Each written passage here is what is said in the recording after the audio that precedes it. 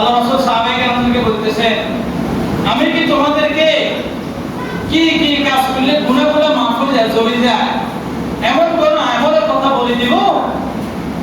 তো সাহাবায়ে কেরাম বললেন, হুজুর অবশ্যই বলবেন। কেন বলবেন না, আপনি বলে দেন।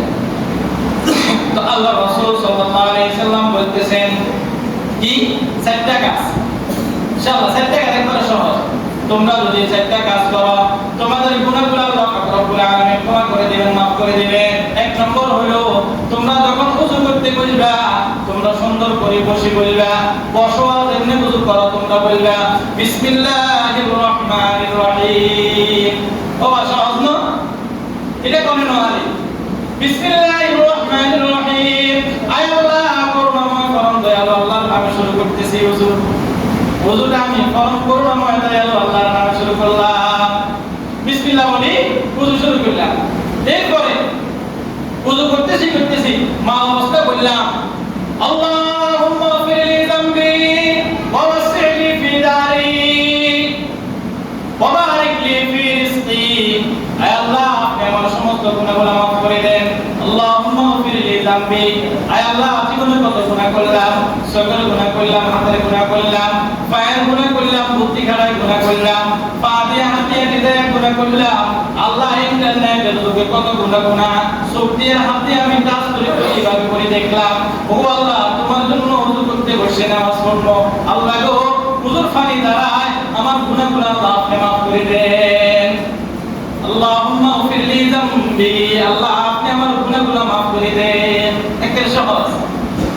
এরপরে ওয়াসি'লি ফি দারি, আয় আল্লাহ দুনিয়াতে বসবাস করার জন্য সুন্দর একটা আমার ঘর নাই, আল্লাহ আপনি আমার ঘর বাড়ির প্রশস্তর ব্যবস্থা করে দেন। ওয়াসি'লি ফি দারি, আয় আল্লাহ আমার সুন্দর ঘর বাড়ির ব্যবস্থা করে দেন, প্রশস্ত করে দেন।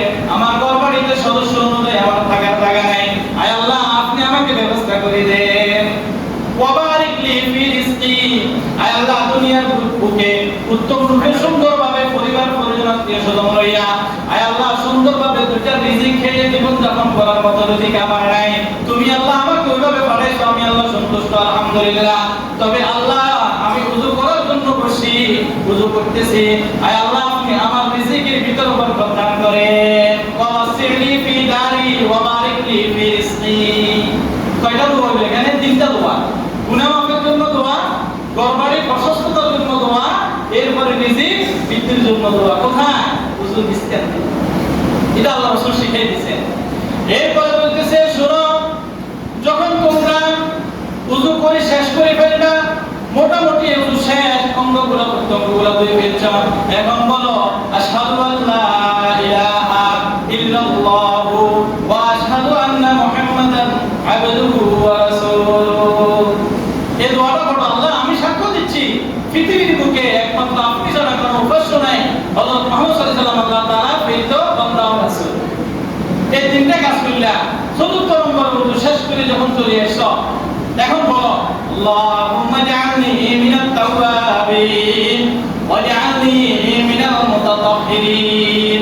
আরবিতে যদি বলতে না পারি, বাংলাতেও কি দেখতাম? কি বলেন কথাগুলো? আরবিতে পাইলাম না রে, বাংলাতে তো উপভোগ করতে পারবো, বলতে পারবো মনে মনে। কি বলেন? বলো হুজুর আরবি শব্দ কবে শিখবো, কবে বলবো, এগুলা অসুবিধা নাই, আমরা অন্তত বসে বাংলাতে হলেও বলেন না, আল্লাহ তো বাংলা ভাষা বুঝবো, বুঝতে না? কেউ আল্লাহ বাঙালি বানাইছেন, বাঙালি ভাষা আল্লাহ বুঝতে না, বুঝবো, কিন্তু বাংলাতে হলেও বলি। কি বলবো?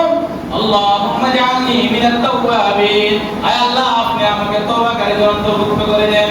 ওয়া জাআলনি মিনাল মুতাতাহহিরিন, আয় আল্লাহ আপনি আমাকে পবিত্রকারীদের অন্তর্ভুক্ত করে দেন। আল্লাহ আপনি আমাকে পবিত্রতা অর্জনকারীদের অন্তর্ভুক্ত